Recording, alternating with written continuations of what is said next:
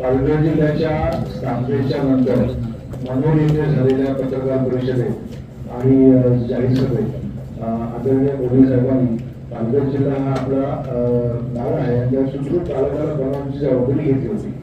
आपण आपल्या निवेदनात अनेक विकासाच्या मुद्दे मांडले. त्या पायाभूत सुविधांचा स्तर मोठा होता. म्हणजे 3 प्रश्न या संदर्भात आहेत. एक, मुंबई वडोदरा द्रुतगती महामार्ग आहे, त्याचा तलासरी ते पेण आणि सोनावळे ते भिवंडी हा रस्ता 6 महिन्यापासून सुरू आहे, पण तो अजूनपर्यंत कार्यरत केला नाही का, मध्ये ब्रिज नाही. मग अंतर्गत लोकांना फायदा व्हावा, जमिनीकडच्या लोकांचा तो काय झाला नाही. 2, स्वर्गीय विष्णुजी सावरा यांनी महत्वाकांक्षी सुरू केलेला 160 मुंबई पालघर त्र्यंबकेश्वर सिन्नर घोटी या महामार्गाला अजूनपर्यंत गती मिळाली नाही. असे असताना आपण एक एक प्रश्न विचारला म्हणजे मी त्याचं म्हणजे आपला बाब अशी आहे की आपण मगाशी ज्या द्रुतगती मार्गाचा ऑफिशियली उद्घाटन न होता लोकांनी वापर सुरू केलेला आहे. ऑफिशियली उद्घाटन एवढ्यासाठी थांबले, काही ठिकाणी अशा काही कामाची गरज आहे की जर काम पूर्ण नाही झाले, अपघात घडला तर निश्चितपणे लोकांचा रोष वाढेल. आपण वृत्तपत्राचे म्हणजे print media, electronic, social media आपणच त्या ठिकाणी टीकाकारांना ती टीका उचित असणार आणि म्हणून लवकरात लवकर त्या राहिलेल्या त्रुटी पूर्ण करून तो ऑफिशियली म्हणजे ओपन करण्याची भूमिका मी माननीय नितीनजी गडकरींना पण सांगितलेली आहे आणि माननीय देवेंद्र फडणवीसांना पण सांगितलं. लवकरात लवकर त्याचं उद्घाटन करण्याच्या आपल्या सगळ्यांच्या साक्षीने आपण निश्चितपणे सुरुवात करू. कैलासवासी म्हणजे जो आता पालघर घोटी सिन्नर जो रस्ता आहे त्याच्यासाठी अजूनही लँड ऍक्विजिशन आणि निधी मंजूर झालेला आहे, पण काम पावसाळ्यानंतर सुरू होणार आहे. हे असताना समृद्धीच्या एक्सटेन्शन साठी बॉर्डर कंट्रोलसाठी लँड ऍक्विजिशन झाली, पण याचा 2016 पासून पाठी राहिलेला आहे. तर या कामासंदर्भात आपण काय सांगा? मी ज्या दिवशी मोखाड्याला जनता दरबार घेतला होता त्या दिवशीच काही घटकांनी तुम्ही आदेश होता, तर तिथूनच मी माननीय मंत्री नितीनजी गडकरींना जनता दरबारामधूनच फोन केला आणि त्यांना मी ही निकट सांगितली की बा मनोर, आपला विक्रमगड, जव्हार आणि त्र्यंबकेश्वर असा तो रस्ता आणि कुंभमेळ्याच्या अनुषंगाने या रस्त्याचं महत्व निश्चितपणे जास्त आहे. त्यांनी लगेच सांगितलं तुम्ही प्रस्ताव पाठवा आणि मी त्याला मान्यता देतो आणि त्यांनी मान्यता दिलेली. आता आपण म्हटलेली गोष्ट खरी आहे की त्या ठिकाणचं ऍक्विजिशन होण्याची बाब कमी आहे. निश्चितपणे ते ऍक्विजिशन करण्याच्या अनुषंगाने गती वाढवण्याचं आपण आदेशित करू आणि लवकरात लवकर ते काम सुरू होऊन हा आपला जो पालघर जिल्हा हा आदिवासी बहुल जिल्हा आहे, तो रस्ता जर निर्माण झाला तर आपल्या म्हणजे हे रस्त्याचं जाळं निर्माण होतंय. मी माननीय मुख्यमंत्र्यांच्या बरोबर ज्याला बैठक झाली त्या बैठकीमध्ये ऑनलाईन बैठक होती. त्या बैठकीमध्ये माननीय मुख्यमंत्री महोदयांना मी सांगितलं की हा रस्ते समृद्धी महामार्ग येईल, वाढवण पोर्ट येईल, नवीन विमानतळ येईल, विविध प्रकारच्या सर्व गोष्टी, परंतु तिथला जो मूळ रहिवासी आहे या रहिवासींचं जीवनमान उंचावण्यासाठी त्या ठिकाणी आपल्याला प्रयत्न करा आणि माननीय मुख्यमंत्री महोदयांनी त्याच्यात लगेच सकारात्मक दाखवली. एकूण देशाच्या आर्थिक नीतीच्या अनुषंगानं ज्या जिल्ह्यांचा उल्लेख समावेश नव्हता, जे नंतर 10 जिल्ह्यांचा समावेश केला त्याच्यामध्ये पालघर जिल्ह्याचा उल्लेख झालेला आहे. त्याचबरोबर मी त्याच कालखंडामध्ये आपल्या जिल्ह्याकरता एक मेडिकल कॉलेजची त्या ठिकाणी मागणी केली होती आणि ती कैलासवासी सावराजींनी पण त्याचा पाठपुरावा केला होता. वनगाजींनी सुद्धा त्याचा पाठपुरावा केला होता आणि त्याला यश मिळाले आणि आता त्या ठिकाणी मेडिकल कॉलेजची जागा निश्चित ठरलेली आहे, त्याच्याकरता फंड्स दिले जातील. पण दुर्दैवाचा भाग असा आहे की या ठिकाणच्या म्हणजे मेडिकल कॉलेजची प्रवेश घेताना ती परीक्षा घेतली जाते आणि त्यातल्या त्यात मागणी बोललोय किंवा आमच्या जिल्ह्यातल्या काही लोकांना काही कोटा त्याच्यामध्ये असावा. आता बाब असे की केंद्र सरकारच्या धोरणाच्या अनुषंगानं त्याच्यात कसा बदल घडेल ते आपण बघूया. सध्या 3-4 राष्ट्रीय प्रकल्पांमुळे DFCC झालं, मुंबई डहाणू चौपदरीकरण आहे, बुलेट ट्रेन आहे, याच्यासाठी जेव्हा जाऊन खाली वाहतूक केली तेव्हा अंतर्गत रस्त्याची चाळण झाली. PWDने ह्या कामासाठी 60 कोटी रुपयांची मागणी केली होती आणि हे राष्ट्रीय प्रकल्पाने जेव्हा करताना आश्वासन दिलं, पण गेल्या वर्षभराला पाठपुरावा सुरू आहे. ना DPC ना प्रोजेक्ट केल्यामुळे ह्या वर्षी देखील गावातल्या अंतर्गत लोकांना खड्ड्याचा समावेश करणं हा कुठला विकास झाला? सर, ह्यालाच एक जोडून प्रश्न आहे. बोला. जेव्हा मुंबई वडोदरा आता निर्मिती झालेला आहे, जे ह्या रोड जो रोड आहे त्या रोडच्या पलीकडे जाण्यासाठी काही अंडरपास बनवलेले आहेत. हे अंडरपास सगळ्या अंडरपास मध्ये त्रुटी आहेत, कारण त्याचं खालचं डांबरीकरण केलेलं नाही, त्याला लाईट्स नाही किंवा उतरण्याचे रस्ते नाहीत. तर अशा त्रुटी आहेत आणि त्यांनी ऑलरेडी ते खालचं काम बंद करून टाकलेलं आहे. उद्या मोंटो कार्लो असू द्या, आरकेशी असू द्या, इकडे GR कंपनी काम करते, ह्या भागात तसं सर्व त्रुटी दिसत आहेत. तर ह्या बाबतीत ते अजून काही कारवाईच करत नाहीत. आपल्या म्हणण्याशी मी सहमत आहे, कारण हायवे वरून गेला तर त्यांचं म्हणणं खालच्या गोष्टीला आमची जबाबदारी नाही, पण प्रॅक्टिकली त्यांची जबाबदारी आहे. त्या अंडरपास मध्ये लाईट पण असणं गरजेचं आहे रात्री करता, त्याची स्वच्छता असणं गरजेचं आहे. आणि तिथं धूळ पडली किंवा कचरा पडला तर स्वच्छ करण्यासाठी दुसरं कोणीच उपलब्ध नाहीये. आणि आपण सांगितलेल्या सूचनाच्या अनुषंगानं संबंधितांना तशा प्रकारचे निर्देश दिले जातील. त्या ठिकाणची स्वच्छता ठेवणं, तिथं मेंटेनन्स ठेवणं, दिवाबत्ती करण्याचे काम सुद्धा त्यांना सांगितले जातात. जर 60 कोटी देत असतील, 60 कोटी रुपये जर देत असतील तर या पावसाळ्यात दुरुस्तीसाठी निदान DPC म्हणून पैसे खर्च व्हायला पाहिजे. नाही, आपण जी बाब सांगितली त्यात काय झालंय की या आचारसंहिता आल्यानं मधल्या काळामध्ये त्याच्यामध्ये थोडा गोंधळ झालाय. ठाणे पालघर जिल्ह्याची विधान परिषदेच्या जागेच्यासाठी आचारसंहिता लागली आणि नवी मुंबईत झालेला जनता दरबार पुढे ढकलला, तो काल पार पडला. ठाण्याचा जनता दरबार पुढे गेला, पालघरचा जनता दरबार माझ्या अधिवेशनाच्या अगोदर होण्याची माझी इच्छा होती आणि त्याचबरोबर DPDC ची एक बैठक होण्याची माझी अपेक्षा होती. दुर्दैवानं प्री मान्सून करता एक बैठक घेतली, तर आपण सगळेजण होतोच. प्री मान्सूनच्या सगळ्या तयाऱ्या झालेल्या आहेत, परंतु प्री मान्सूनचा भाग म्हणजे रस्त्याची डागडुजी करणं, त्याबाबत आता माननीय जिल्हाधिकारी मोदयांशी आता जाता जाता मी बोलणार आहे. PWDच्या अधिकाऱ्यांना सुद्धा किंवा ज्या जिल्हा परिषदचे रस्ते असतील किंवा हायवेचे रस्ते असतील सगळ्यांना त्याबाबत सूचना देण्यात येतील. सर, कि आज विकसित भारत की बात होती है, लेकिन विकसित भारत की अगर हम बात करते हैं तो जो मूलभूत सुविधाएं हैं आज भी लोगों को नहीं मिल रही है. और मुझे लगता है जब तक आम जनता को मूलभूत सुविधाएं नहीं मिलती है तब तक विकसित भारत का जो बात है वो अधूरा है. रही सड़कों की बात, कुछ सड़कें चालू हैं जो काफी धीमी गति से चलते हैं और उसमें फंड का भी खेल होता है. पहले कुछ लाख में सड़क का निर्माण होता है, बाद में लेट होने के बाद बोला जाता है कि नुकसान हो रहा है, फिर उसे बढ़ाकर दिया जाता है. अहमदाबाद हाईवे की बात आप कई बार बोल चुके हैं, इतना खराब निर्माण हुआ है कि वहाँ पे आए दिन एक्सीडेंट होते रहते हैं. आपने भी कई बार अधिकारियों को बोला है, उसका असर नहीं दिखता. मुझे लगता है नितिन गडकरी जी को जो चाय का कप रख के गाड़ी पे प्रयोग किया था हाईवे की, मिलता नहीं है. मुझे लगता है कि यह प्रयोग मुंबई अहमदाबाद हाईवे पर करने की जरूरत है, तो शायद पता चलेगा कि किस क्वालिटी में काम हो रहा है. तो मुझे लगता है कि आज हॉस्पिटल नहीं है पालघर में, लोगों को पड़ोसी राज्यों में जाना पड़ता है. हम हॉस्पिटल बनाते हैं, दीवार बनाते हैं, लेकिन डॉक्टर है या उसमें जो सुविधाएं हैं वो नहीं दे पाते हैं. जब तक ये सारी चीजें नहीं होगी मूलभूत सुविधाएं, तब तक मुझे नहीं लगता कि विकसित भारत का जो सपना है वो पूरा होगा. भाई साहब, आपके मत से मैं पार्टली सहमत हूँ, पूरा सहमत नहीं हूँ. आखिर में कोई पुराना मकान को निर्माण करना है तो वो वहां पे तोड़ फोड़ तो हो जाती है, डेब्रिज बिखरा जाता है. अभी सब डेब्रिज जो बिखरा हुआ है, अभी निर्माण हो रहा है, सब प्लास्टर बिटर हो जाएगी, इंटीरियर हो जाएगा, आजू बाजू का जो कचरा उठाया जाएगा, तब विकसित भारत का सब जो चित्र है वो बहुत खूबसूरत दिखेगा. आपने बोला कि बात ऐसी कि विकसित भारत में जल जीवन मिशन का उसमें सहयोग है, ये बात सही है. पालघर जिला में जल जीवन मिशन के कॉन्ट्रैक्ट जिन लोगों को मिले उन्होंने पानी का स्रोत भी सही ढंग से एग्जामिन किया नहीं है कि कहाँ पे पाइपलाइन गिरी, कहाँ पे टाकी हो गई, उसमें त्रुटि तो पक्की है. उसको सुधारने के लिए हम लोगों ने चेतावनी दी है और जो कॉन्ट्रैक्टर लोग अपनी कामयाबी के साथ काम नहीं करे उन पर कार्रवाई करने के लिए आदेशित हुआ है.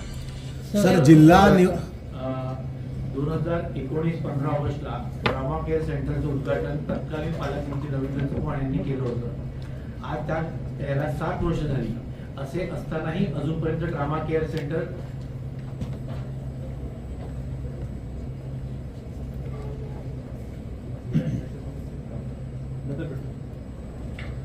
सेंटर सुरू होऊ शकले नाही.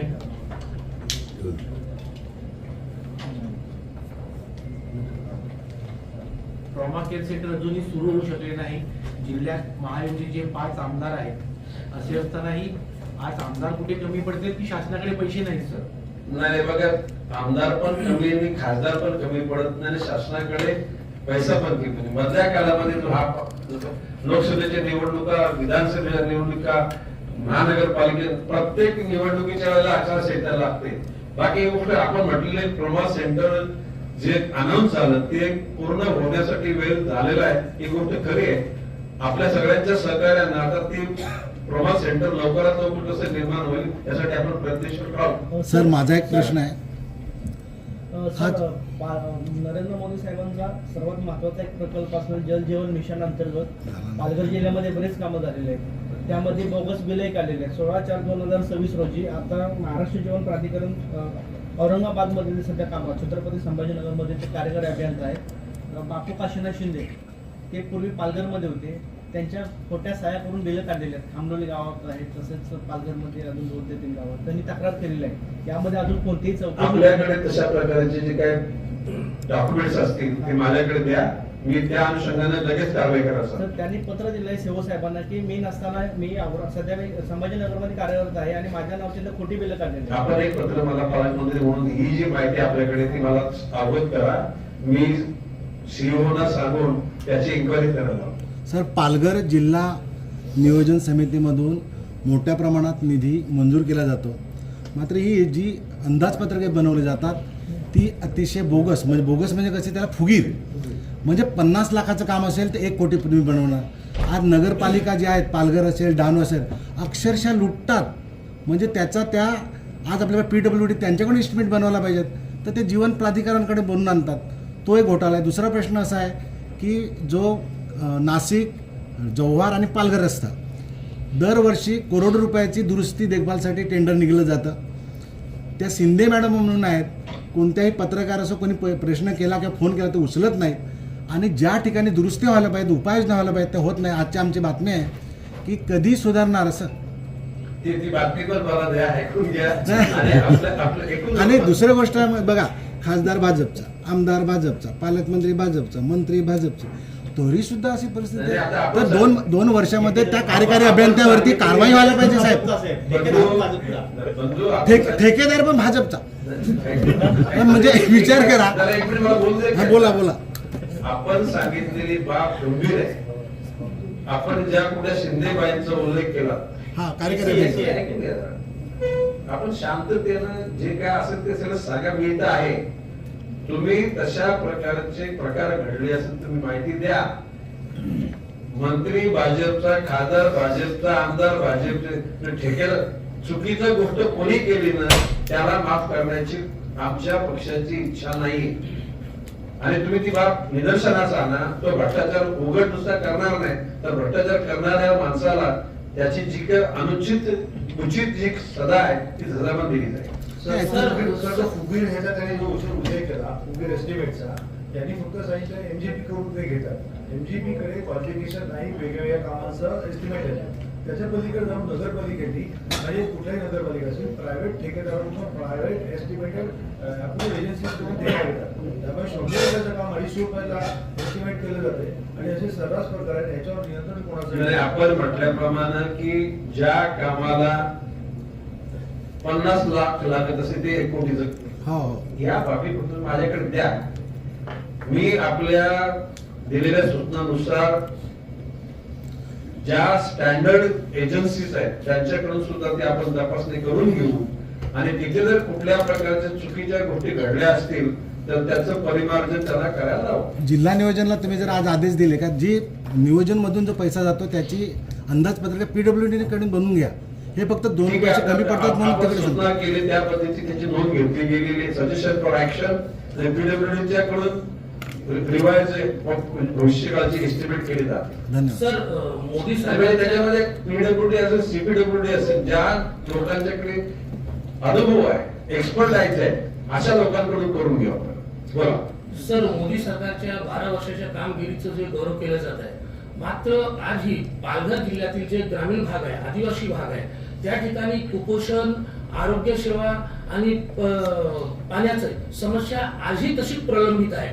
ह्याच्यात त्या सरकारचं अपयश नाही दिसत आहे का सर तुम्हाला? हे बघा, मी मगाशीच म्हटलं की विकसित म्हणजे त्या ठिकाणी टू बी डेव्हलप आणि डेव्हलप, विकसनशील आणि विकसित.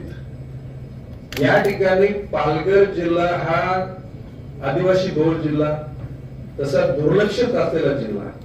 ज्यावेळेला मी पूर्ण ठाणे जिल्ह्याचा पालकमंत्री 3दा राहिलो, त्यावेळेला कागदावर पालघर जिल्ह्याच्या विभाजनाला माझा विरोध होता. परंतु काही लोकांना राजकारणाकरता त्या ठिकाणी पालघर जिल्हा आम्ही विभाजित केला. पण पालघर जिल्ह्याच्या कागदावरच्याच फक्त विभाजन झालं. एकूण पालघर जिल्ह्याच्या विकासाला जी गती गरजेची होती ती मिळाली नाही. परंतु या भविष्य काळामध्ये मी माननीय मुख्यमंत्री महोदयांना सांगितलेलं आहे की जर का या ठिकाणी जागतिक दर्जाचं बंदर होणार असेल, जागतिक एअरपोर्ट पण इथे होणार आहे, तर हे एअरपोर्ट फक्त त्या दुसऱ्या बाहेरच्या लोकांसाठी न राहता ते तिथे मूळ रहिवासी आहेत, त्या आदिवासी बहुल आहेत. परंतु आता आपण बोलतो किनारपट्टीचा भाग, मध्य आणि डोंगरपट्टी, सागरी, नागरी आणि डोंगरी, या तिन्ही ठिकाणी असलेल्या लोकांचा मूलभूत विकास व्हायला पाहिजे, शैक्षणिक विकास व्हायला पाहिजे, आरोग्याचा विकास व्हायला पाहिजे, त्यांना अर्थकारणाच्या जे प्रवाहामध्ये त्यांना आणले पाहिजे. आणि त्याच ठिकाणी आता जे अनेक उपक्रम करणारे लोक आहेत, रिलायन्सच्या लोक, रिलायन्स धीरूभाईची माझी दोस्ती होती, तर मी रिलायन्सच्या लोकांना सांगितलं की पण नुसतं काय तुम्ही ते फॅक्टऱ्या बांधून तुमचा व्यापार उद्योग करण्यापेक्षा इथल्या लोकांचा सुद्धा विकास व्हायला पाहिजे. आणि म्हणून त्या परिसरामध्ये रिलायन्सचा जो प्रकल्प येणार, तिथल्या ग्रामपंचायतींना मदत देणं, तिथल्या शाळांना मदत देणं, तिथल्या रस्त्यांना सुद्धा मदत करणं, तिथल्या तरुणांना रोजगार देणं, व्यापारामध्ये त्यांना मदत करणं, क्रीडा क्षेत्रात. आणि तिथे ते आपले कुठे तो स्टेडियम कुठे आहे प्रवीण राऊतचं, सफाळ्याला मी त्याने व्हिजिट दिल्यानंतर मी रिलायन्स वाल्यांना सांगितलं की या पालघर जिल्ह्यातल्या म्हणजे कमीत कमी तुमच्या परिसरात जिथे तुमचा उद्योग येतोय त्या तरुणांना तिथे म्हणजे ट्रेनिंग देण्याकरता तुमची मदत मिळायला पाहिजे. आणि त्यांनी शब्द दिलेला आहे. भविष्य काळामध्ये या जिल्ह्यातील मूळ रहिवाशांचं ज्याला आपण म्हणजे जीवनाचा जे जगण्याचा स्तर, लाईफस्टाईल त्यांची नुसती कागदावर न राहता ती खऱ्या अर्थानं चांगल्या प्रकारचं जीवन उपभोगायला म्हणजे जीवन जगण्याकरता निश्चितपणे आपण सगळेच म्हणजे त्याच्यामध्ये मी तुम्हाला सांगतो की आमचं चुकलं टीका करा, सोडायचं नाही. पालकमंत्री चुकला तर टीका करा, खासदार चुकला तर करा, आमदारावर करा, प्रशासनावर करा, परंतु सकारात्मक करा. आणि त्याच्यातून सुधारणा झाली म्हणजे सुरुवातीला चिमटाच काढा, काय होतो मी, नंतर मग नख पडला, नो प्रॉब्लेम. म्हणजे माझी भाषा समजते ना. आणि तुम्ही चिमटे काढता तर ते गरजेचे आहे. शेवटी चिमटे नाही काढत तर तुमची जागी कशी होती. सर जैसा भी आपने रिलायंस की बात की है, तो अगर रिलायंस इतना बड़ा प्रोजेक्ट आता है वहाँ पे, तो देखा जाए जितना भी डैम है या जो भी है सारे पानी आरक्षित है. तो इस जो टेक्सटाइल को लगने वाला पानी है या वहाँ से जो डैमेज का है, तो उसके लिए अपने पास क्या ऐसा प्रयास है कि उनको रिलायंस के प्रोजेक्ट को पानी नहीं लगने वाले भाई साहब. वो कोई ऐसा कोई टेक्सटाइल में डाइंग प्रिंटिंग प्रोसेसिंग नहीं है, बहुत सिंपल प्रोजेक्ट है वो. और रिलायंस का प्रोजेक्ट आने से इस इलाके के लिए एक वरदान हो जाएगा ऐसा मैं बोल रहा हूँ. क्योंकि रिलायंस का 77 से रिलायंस को मैं जानता हूँ, धीरू भाई को. रिलायंस की प्रगति में गणेश नाईक का भी हाथ है. सर आपण आपल्या माहितीमध्ये काही योजनांचा उल्लेख केला, त्यामध्ये मी 2 योजनांकडे जिल्ह्याच्या अनुषंगाने आपलं लक्ष केंद्रित करू इच्छिते. एक लखपती निधी आणि दुसरं मिशन वात्सल्य. ज्यावेळेस जिल्ह्याच्या दृष्टीने मिशन वात्सल्याच्या एखाद्या लाभार्थीचा शोध घेण्याचा प्रयत्न केला तर प्रशासनाकडे एकही लाभार्थी मिशन वात्सल्याचा मला मिळून आलेला नाही. दुसरं की लखपती दीदी या योजनेचा बेनिफिशरी किमान एक बेनिफिशरी आपण ज्यावेळेस प्रशासनाकडे त्याची मागणी केली तर एक बेनिफिशरी शोधण्यासाठी 8 ते 10 दिवसांचा कालावधी प्रशासकीय अधिकाऱ्यांना लागतो. याचा अर्थ काय समजावा की ज्या योजना आहेत भारत सरकारच्या त्या ग्रामीण भागातल्या लोकांपर्यंत पोहोचत नाहीयेत का? जर पोहोचत आहे तर त्याचा डाटा जो आहे तो जिल्हा प्रशासनाकडे उपलब्ध नाही का की 10 ते 15 दिवसांचा कालावधी एक लाभार्थी शोधण्यासाठी लागतो? ताई, बाब अशी आहे की ज्याला आपण कुठल्याही ठिकाणी नवीन वृक्षारोपण करतो त्याला रोपं लागतात ना त्यावेळेला ते दिसत नाही. It's take some time. ती वाढल्यानंतर ती गर्द वनराई दिसते. लखपती दीदीच्या बाबतीमध्ये प्रकार तसाच आहे. आपण सांगितलेली गोष्ट खरी आहे की सुरुवातीला तुम्ही जर माहिती मागितलं लगेच तुम्हाला नाही देणार. लखपती दीदी बनवण्याचा प्रयोग सुरू झालेला आहे. तो प्रयोग पूर्ण झाल्याशिवाय तुम्हाला उदाहरण देऊ परंतु तरी सुद्धा ती गती वाढवण्याकरता निश्चितपणे प्रशासनाला दिला जाते.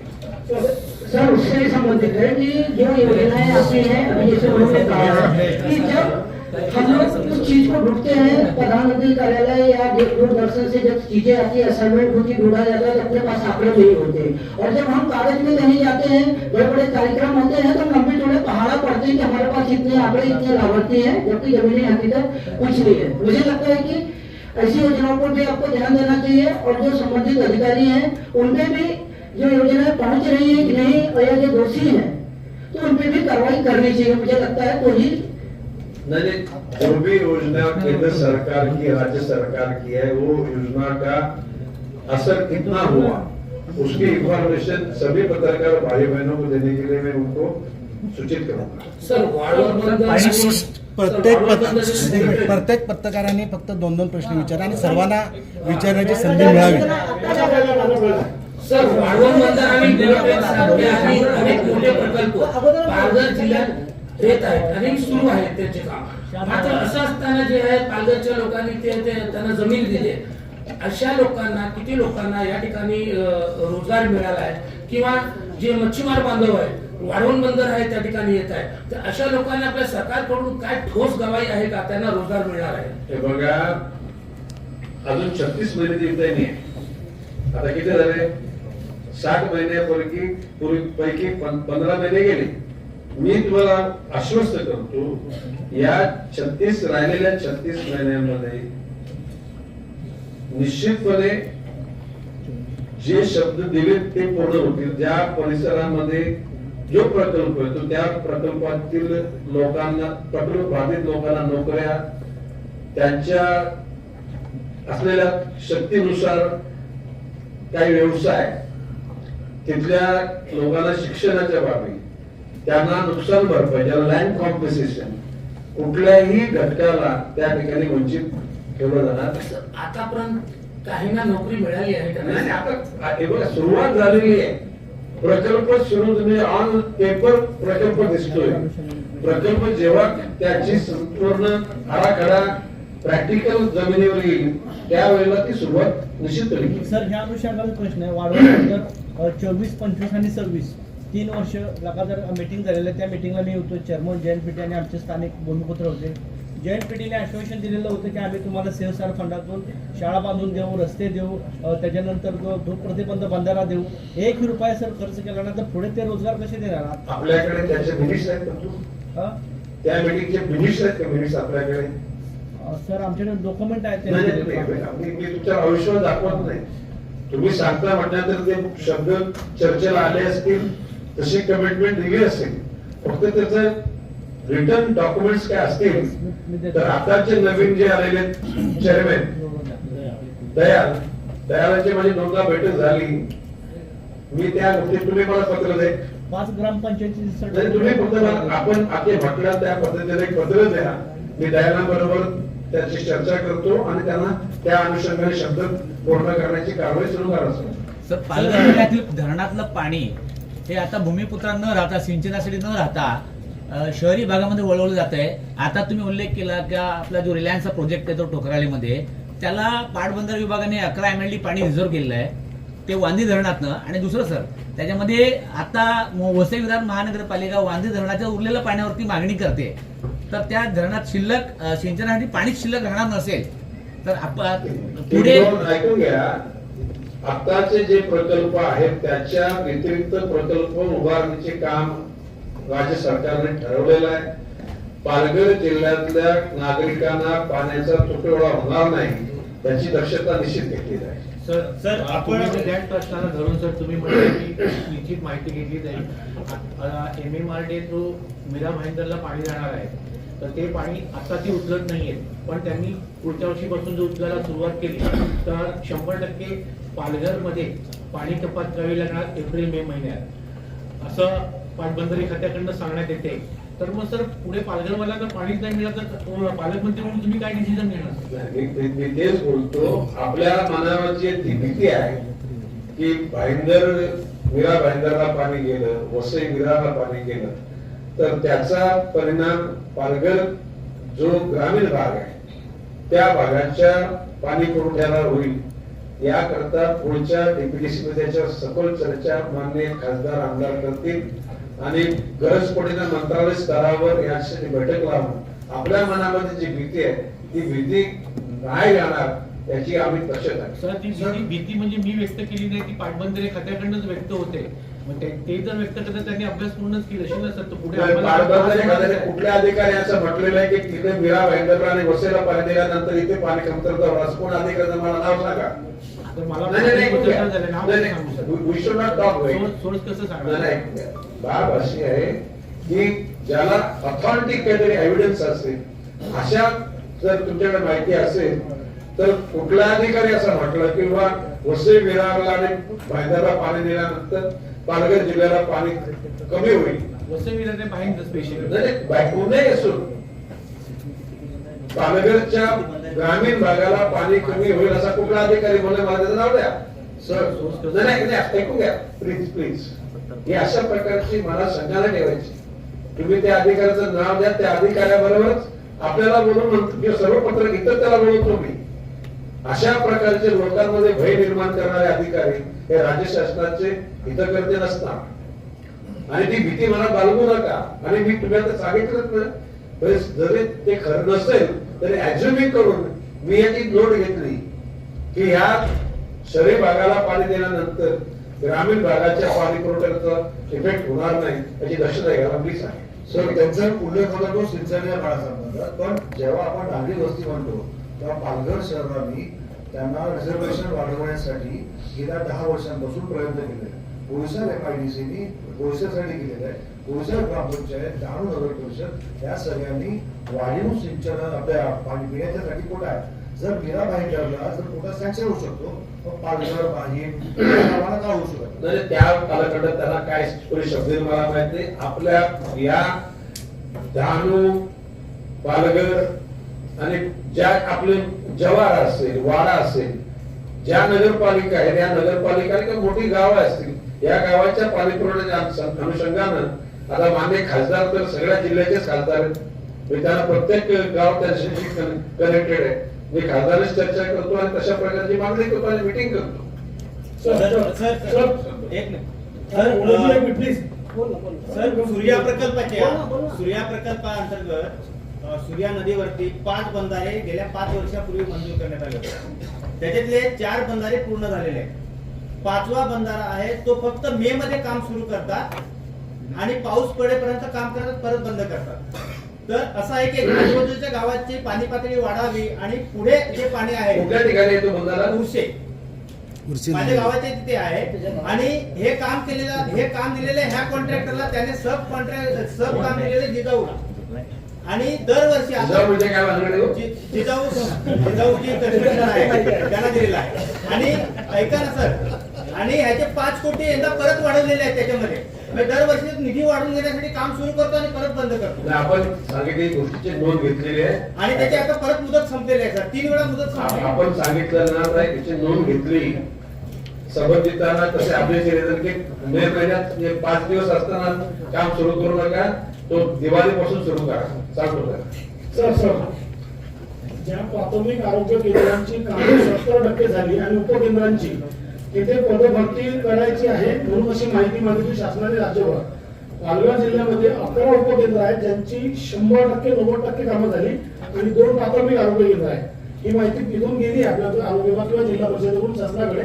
आता तिथे पदभरती झाली त्या ठिकाणी 9 11 ठिकाणी तर आरोग्य व्यवस्था चांगली बरोबर होऊ शकते. नाही, निश्चित आपली सूचना त्या ठिकाणी तिचं त्या अनुषंगाने कारवाई करून ते प्राथमिक आरोग्य केंद्र चालू कसं होईल याचं पण बघू आपण. तर विधानसभा निवडणुकीआधी पालघर जिल्ह्यामध्ये बहाडोली, मुरबे आणि सातपाटी आणि दातिवली ते विरार असे 3 पूल 1700 कोटी रुपयाचे मंजूर झाले होते, असे जाहिराती आपल्या म्हणजे तत्कालीन खासदार आणि तत्कालीन आमदारांनी केल्या होत्या. त्याची आज कुठेही काही चर्चा होत नाही. आज 15 महिने झाले. काय म्हणत आपण सांगितल्याप्रमाणे जुनं त्यांनी अनाऊन्स केलं असेल तर त्याची काही नोंद मला द्या. सर MMRDA MMRDA प्रचार आणि तुम्ही फक्त त्याचा रेफरन्स घेऊन मला एक पत्र द्या किंवा माझ्या प्रियकडे ते मी ऑनलाईन पडवणार त्याची पूर्तता करण्यासाठी मी प्रयत्न करेन. आणि तो निवडणूक निवडणुकीचा अजेंडा पण होता की आम्ही सागरी जोडणार. नाही, हे बघा, शब्द दिला असं शब्द पुरा केला पाहिजे. आपण सांगता म्हटलं तर ती गोष्ट खरी असेल. त्याचे फक्त एक रेफरन्स मला द्या, पुढच्या गोष्टी मी करतो. सर आपल्या जिल्ह्यात मोठ्या प्रमाणात अवजड वाहतूक ही सुरू आहे, विशेष म्हणजे जे हायवा वगैरे आहेत आणि ते आपण बघाल तर वरती आच्छादनही नसतं आणि ते फूल असे भरलेले असतात.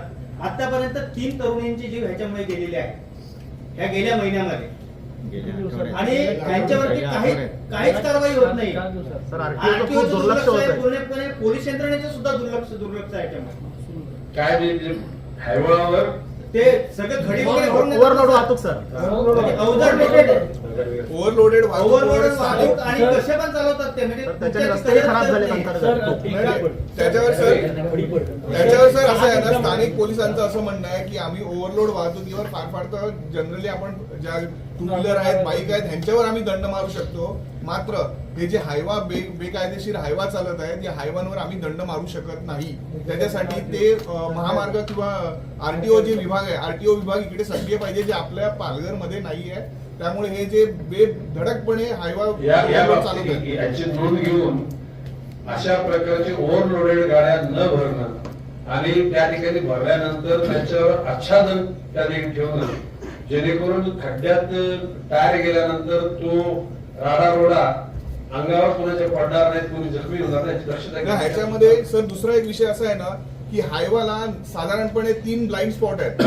3 ब्लाइंड स्पॉटला बाजूला ड्रायव्हरच्या बाजूला क्लीनर पाहिजे असतो, जे हायवाचे मालक अजिबात क्लीनर ठेवत नाही. सर हाच अनुषंग एक बोईसरमध्ये डॉक्टर तरुणांनी तिचा जीव गमावलेला होता 4 दिवसापूर्वी. वाणगावमध्ये एक 10वीची परीक्षा पास झालेली मुलगी तिने जीव गमावला. एकाच दिवशी 2 अपघात क्लीनरमुळे झालेले सर. 3 लोक ओव्हरलोड. आपण सांगितलेल्या गोष्टीचं अतिशय गांभीर्याने नोंद घेऊन आता सन्माननीय SP देशमुख जींनी आता दादा सांगणार आहे.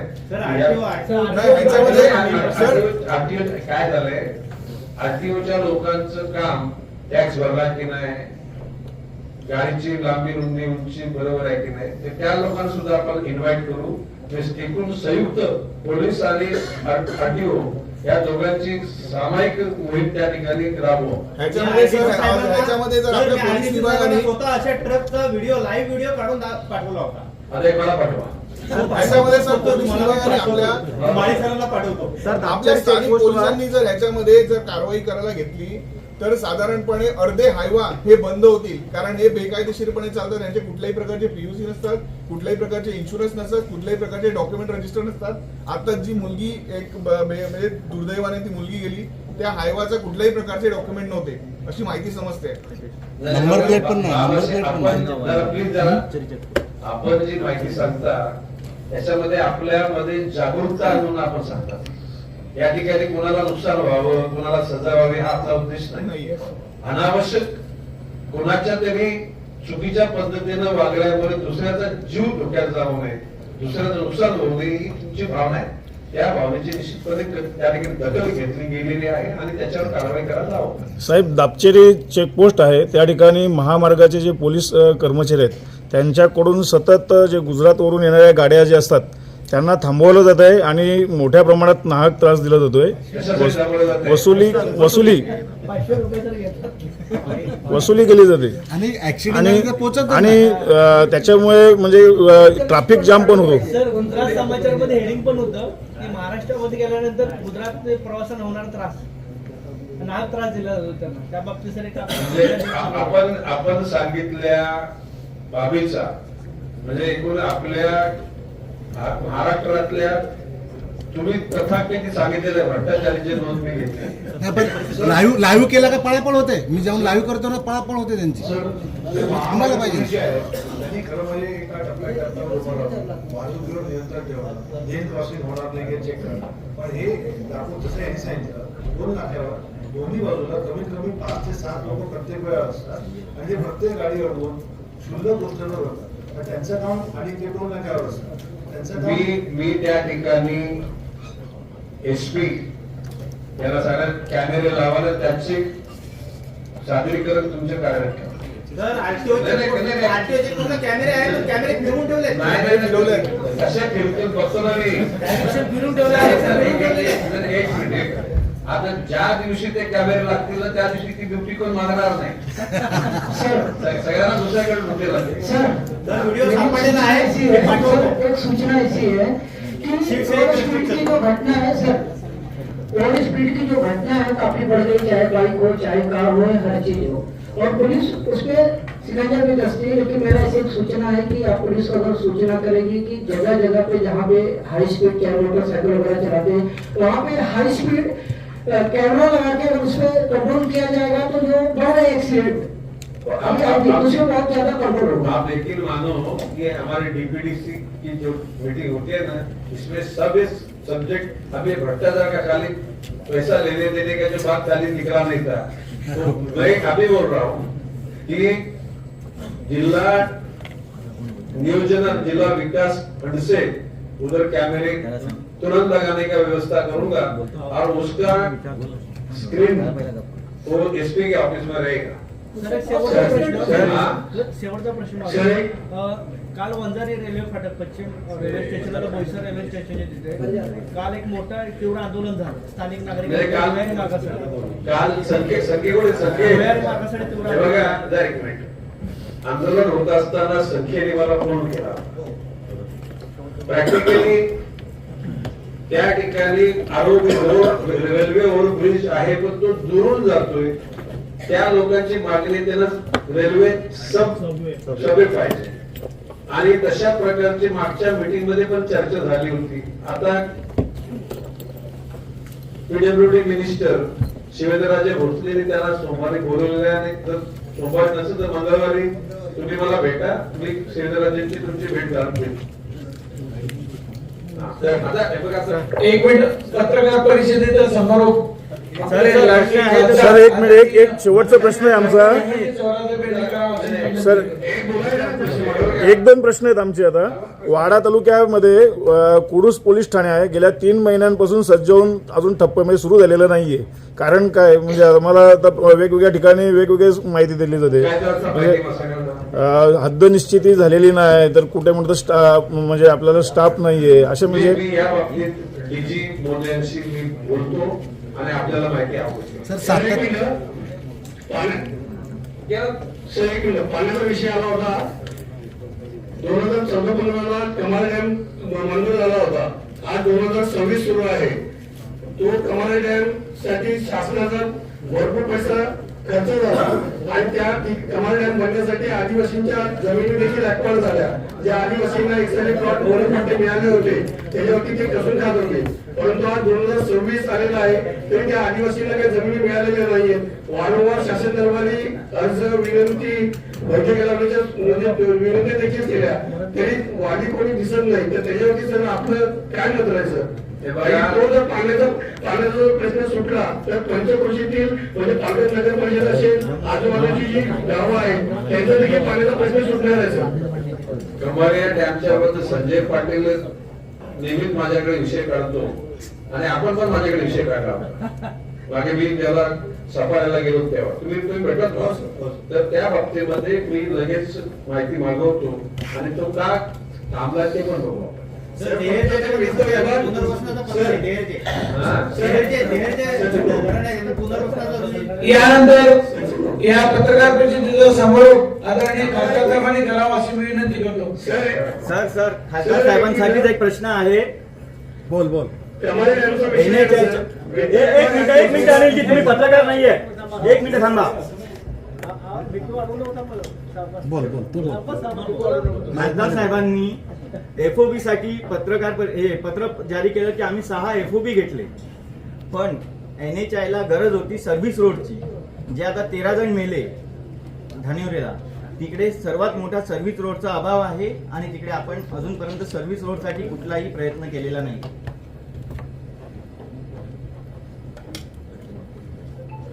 त्याचं सर्वेक्षणच NHI केलेलं आहे. ऑलरेडी प्रश्न मांडण्याचा प्रश्नच नाही, कारण ऑलरेडी गोष्ट NHI मार्फत गडकरी साहेबांकडे गेलेली प्रॅक्टिकल फिजिबिलिटी चेक केली जात आहे.